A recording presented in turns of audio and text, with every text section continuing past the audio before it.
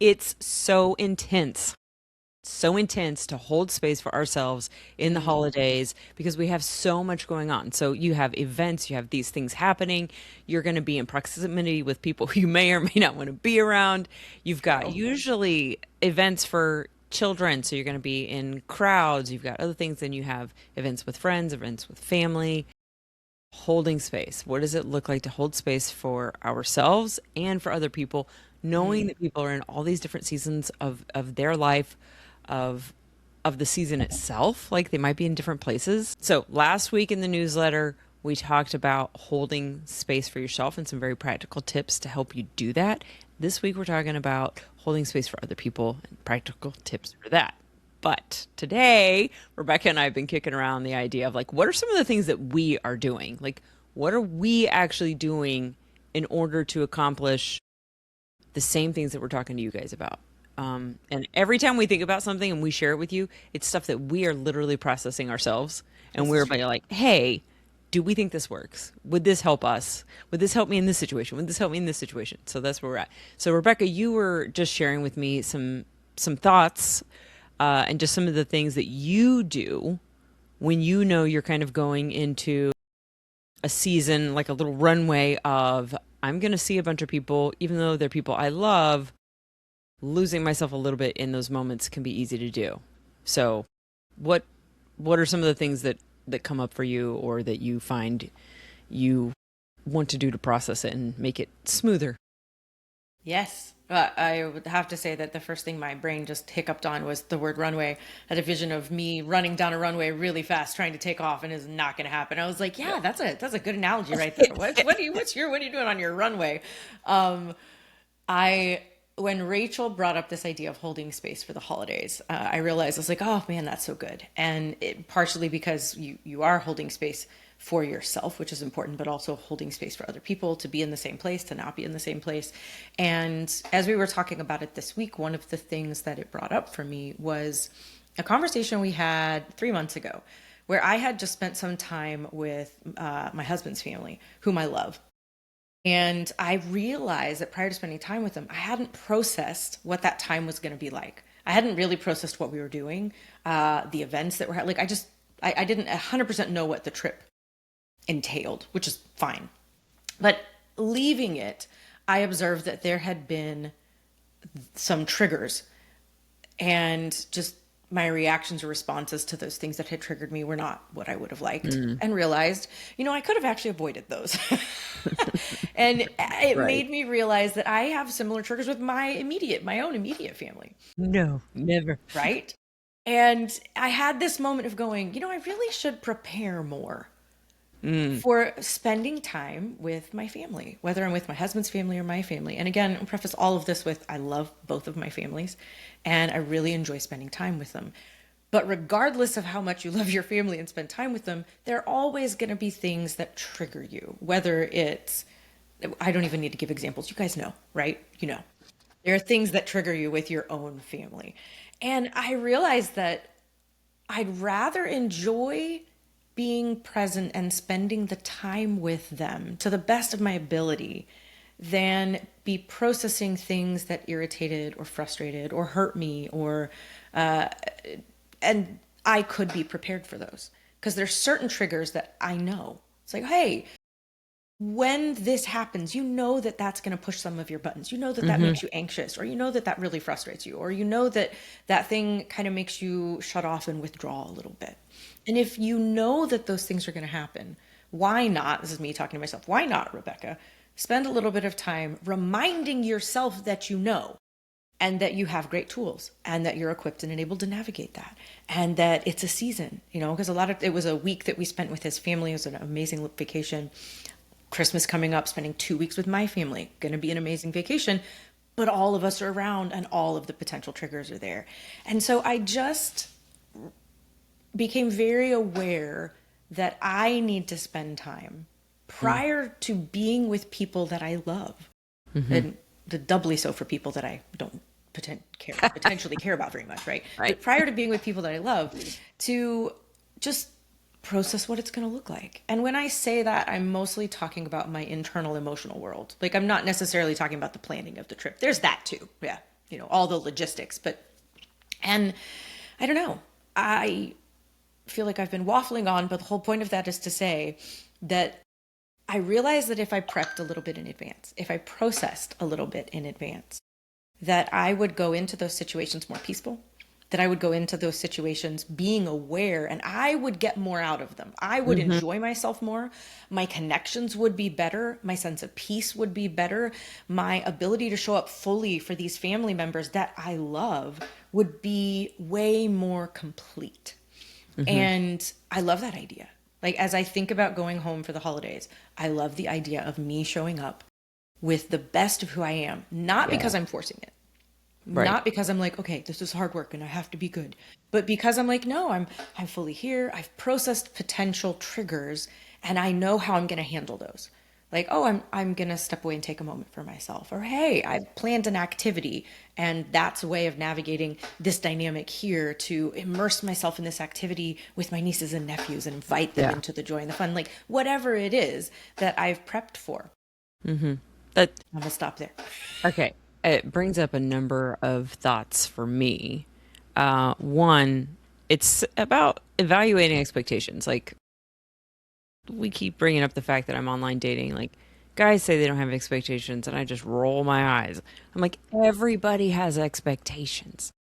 And the problem is often that we may have expectations we don't know about. So, like, taking a moment to evaluate, like, hey, what are my expectations for this time with my family or my friends? Like, what do I most want out of this time?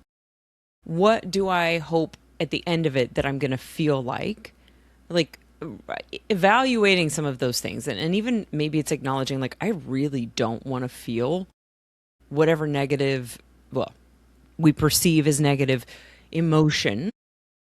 Like, I don't want to come away feeling like I wasn't important. I don't want to feel like I wasn't respected. So, okay, I'm aware of this. So what can I do to position myself for the good things that I do want? And then I think it's also setting healthy boundaries with yourself. So it's not saying, well, everybody has to do this and they just have to conform to what I want. Right. No, it's saying, okay, I know they're probably going to do that. Like, I guarantee you, I'm going to upset Rebecca. Like, I got skills. I don't even do anything, like, from my perspective. Like, I'm not trying to upset Rebecca. There's but a I'm face. There's a face. Oh, God. Don't even... She complains about this face that I make when I do selfies. I don't agree. Not that face. Not that face. Oh, God. Oh, that face is great. There's multiple face that you faces. make. Like, why is she making this face at me? Is she mad at me? Oh, yeah. What's going Rebecca, on right now? She's like, I'm just thinking. This is a major side tangent, but It is. we've realized that I have a very expressive face. But the problem is that what's often being expressed, or at least what it looks like to other people I'm expressing, is not even remotely what I'm feeling on the inside. So my confused, I'm trying to figure it out face usually looks like anger, for which I apologize for everyone. If you've ever seen it. And you just got quieter, Bex. I don't know if you moved from your... I don't know. Anyway, so yes, we got to come back to wherever I was in that train of thought that we derailed. The faces.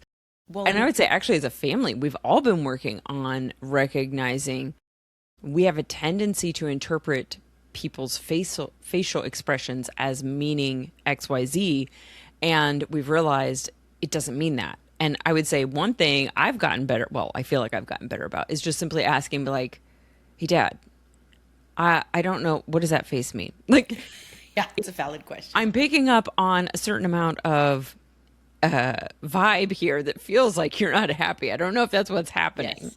And I should say that me having some curiosity about Rachel's face has helped a lot, because now instead of assuming, I ask.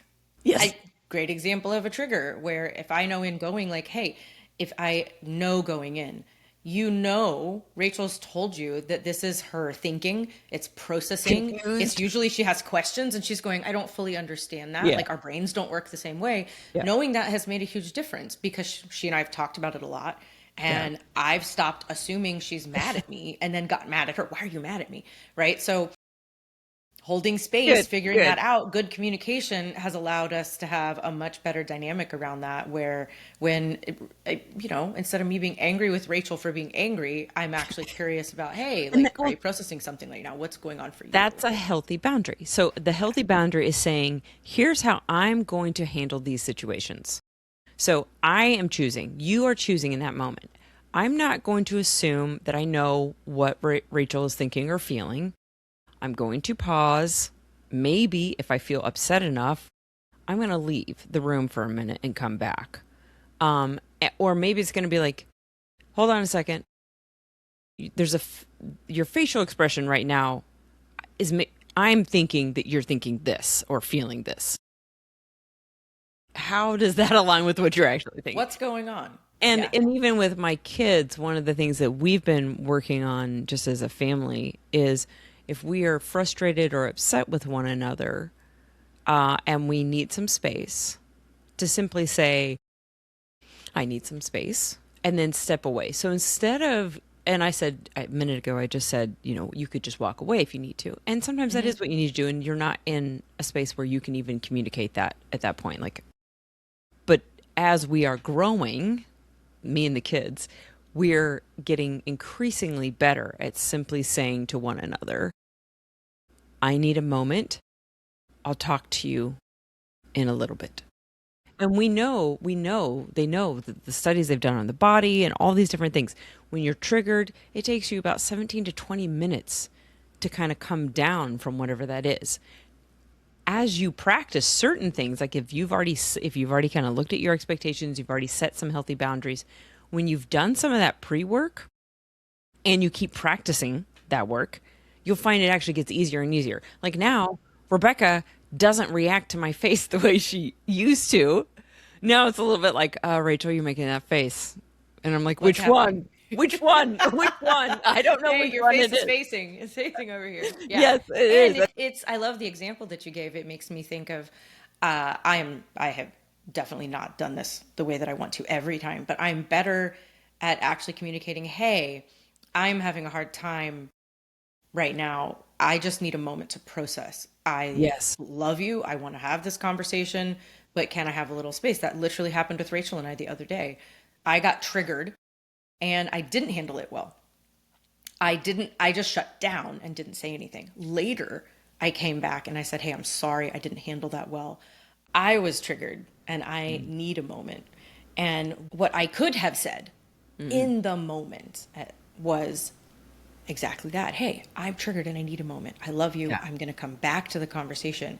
And it has gotten easier to do that the more I've practiced it, the more Yeah. awareness that I had. And you were saying that it starts to become second nature where you're Yeah. not having to fight for the thought. Okay, I'm triggered. I need a moment. I can say that right now. I don't have to shut down and remove Mhm. myself because I'm afraid or anxious or angry. I can say what's happening and then step away. Or you can have a blanket phrase like, I'm triggered, or I'm processing, I need a minute. Yeah, Because I it love that. doesn't I'm you processing. don't I need a have, minute. yeah, you don't have to have fully identified what's happening in you, because sometimes when you're triggered, we often don't fully know what's happening in us. And Yes. that's part of the kind of like madness with it is, Yeah. it's like, oh, I don't fully know what's going on in me. And that makes it very hard because you are triggered and yet you're trying to communicate with someone who you still care about. You have all these things going on. You don't have just Hmm. one emotion, you've got like 20. They're all happening because it's like, Yes. oh, I care about this person. I don't want to lose this. But you're feeling whatever that big trigger is so much that it's hard to feel anything else. You have enough of that awareness to realize I cannot continue in this moment, because if I do, I'm not going to be truly me. And like you said, I'm probably going to say something I don't really want to say. Um, Yeah. so yeah, And I love your suggestion that it's okay to have phrases ready. Like you can have a yeah, phrase that you use in those situations. So you don't yes, have to think about it. You're just immediately like, yes, hey, I'm processing. Can I just take a moment? And for people that you have a deep connection with, it can really help hmm, to add, I love you. I'll come back. yeah, yeah. That makes a big difference. Like, hey, I'm processing. I need a minute. I love you. Hmm. As you work those things out, it's like learning to fight fair. I remember the first time I thought that, I was like, that's so weird. Like, what? How to have a disagreement or an argument with someone in a way where we maintain the respect and honor that we have for that person, and the respect and honor that we have for ourselves, because respect is about me, who I am, because you could do whatever you want. I can still choose to be respectful towards you. That's a reflection of who I am. So learning to maintain those elements of who we are the way we want in the moment, it's a challenge, and yet you can do it. And so with this coming with holidays and everything else, like taking some time before you're in the situations to think about, what is it I'm expecting? What is it I want out of this? What do I think's going to happen? You might, I mean, don't go too deep down into that rabbit hole. You could catastrophize all day long. But taking a moment and just be like, you know what? Usually every time we have dessert, so and so does this, and it just drives me nuts. Okay, maybe you find a way to not be in the room when that's happening, or whatever it is. Like, take a baby step. You don't have to change every dynamic with your family immediately. It's not going to happen, or with your friends.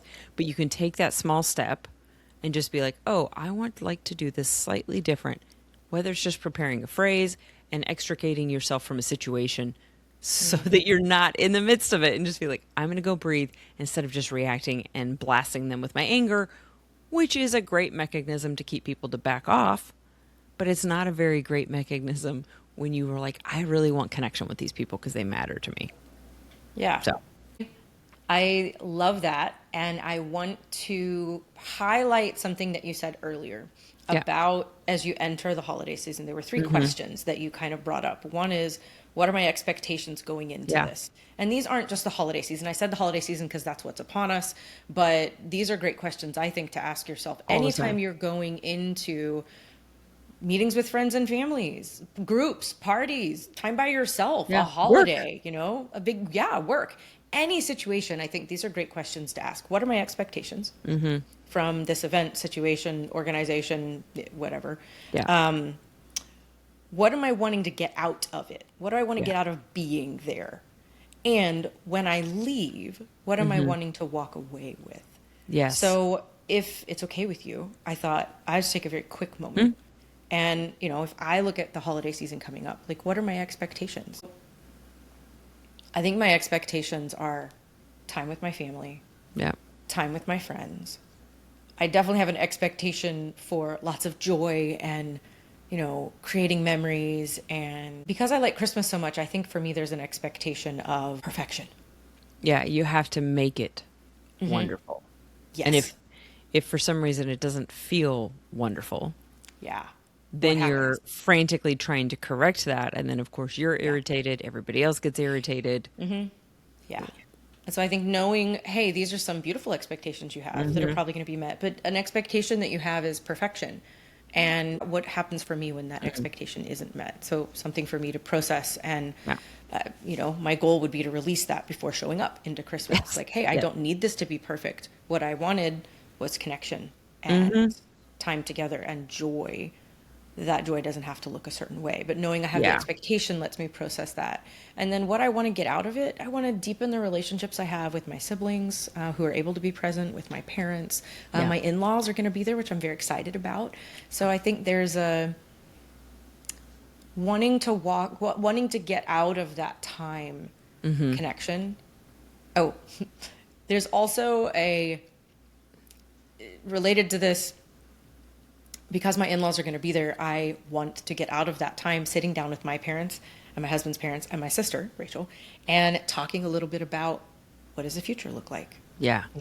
What are we planning? And that's an interesting thing. Not something I usually go into Christmas with, but it is something I want to get Right. out of this time. So I definitely, saying that out loud, I'm like, oh yeah, I need to sit with Oh, that a yeah. little bit and process. Well, hey, is it just that you want to sit down and have the beginning conversation? Are you expecting to walk away? I'm realizing that is what I'm expecting. You expecting to walk away having an answer to all these questions? And I'm like, yes, I am. And I'm like, oh yeah, that's a little uncomfortable, because I already know I'm not going to walk away. But it's Yeah. good to know that's one of the things I want to get out of this. And again, I'm going to sit with that and process what it is that I really want, because all the solutions aren't Yeah. going to offer themselves up in a beautiful conversation, which is just beginning. I mean, it'd be And great then, if they did, but unlikely. yeah.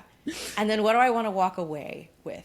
I think I want to walk away from the holiday season. Interestingly, with a sense of fulfillment. And that feels very vague to me, just saying it out loud, but I Right. recognize like that's the word that comes to mind. I want to feel fulfilled. And so I'm feeling an invitation to explore more, okay, if what I want is fulfillment, what does that actually look like leaving the Yeah. holiday season? And I don't know. Initial thoughts are that the connection was good, that I feel seen and heard by my siblings and my parents, Yeah. and that they feel seen and heard by me. I think that that would feel like that the holiday season together, those 2 weeks feel fulfilled. So Yeah.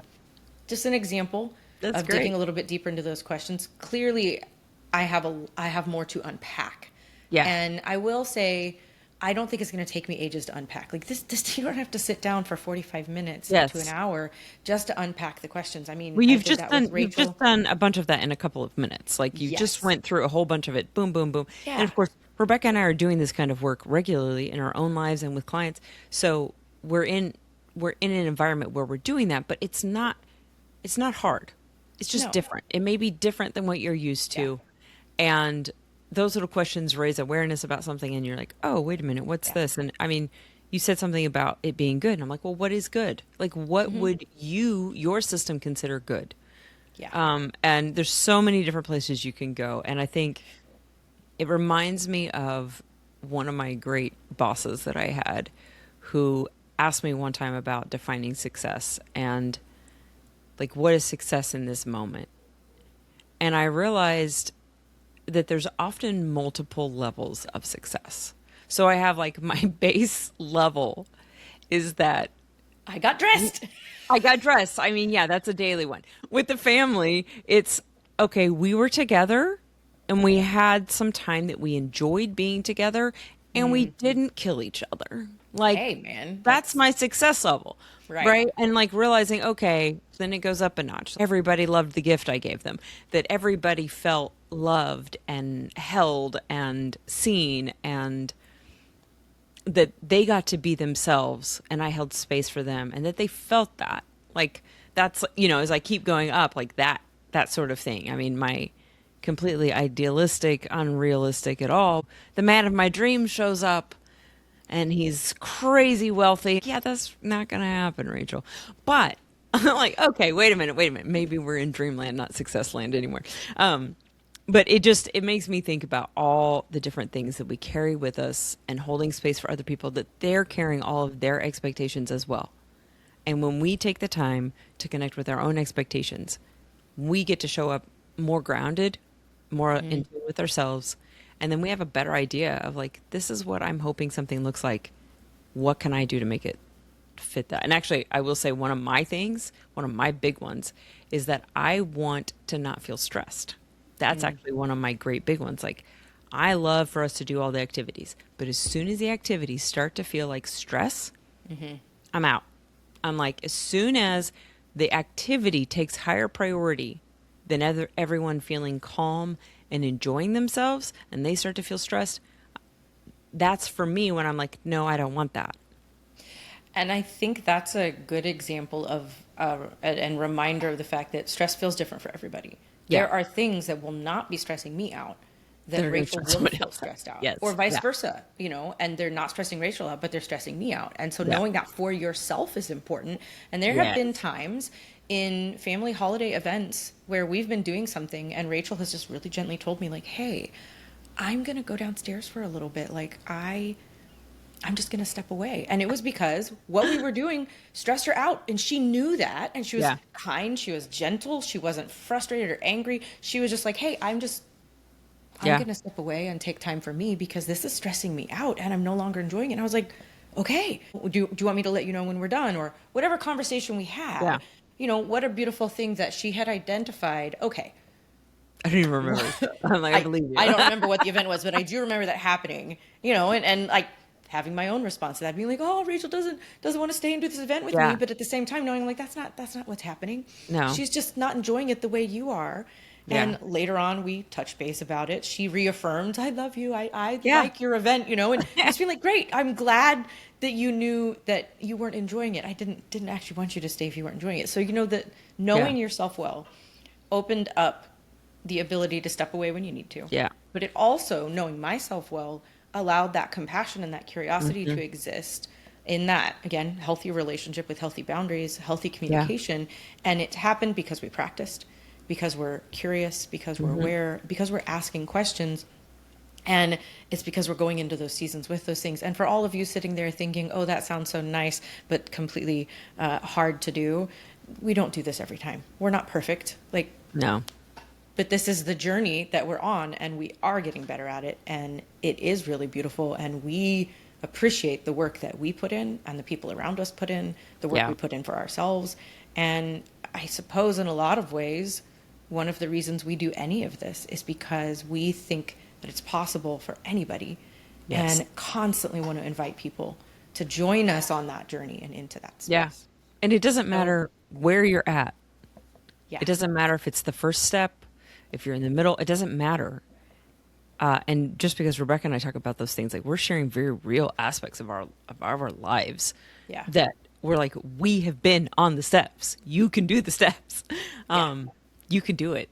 And you're so worth it. And if it means doing something a little different this year, and maybe there's a lot of preparedness that you do around like knowing that if I tell my family I'm leaving after dessert and they're not used to that, and they're not used to you having some sort of a boundary at all, there might be some pushback. But guess what? Yeah. When you do that, people get used to it and they actually start to embrace it. They start to shift. Even if they don't ever do their own work, they start to shift because they recognize you doing something. Even if they don't like it, eventually they'll just adapt to it. So you're still going to win. Well, guys, thank you for joining us. And again, as we are entering the holiday season and any season you get ready to go into, we invite Yes. you to take some time to process what it is that you want out of the season. Ask yourself some questions. Be curious and compassionate towards yourself, knowing yeah. that curiosity and that compassion carries over to other people. When I have it towards myself, I much more easily have it towards others. And I think the same is true for all of us. So thanks for joining us. Yay. Bye.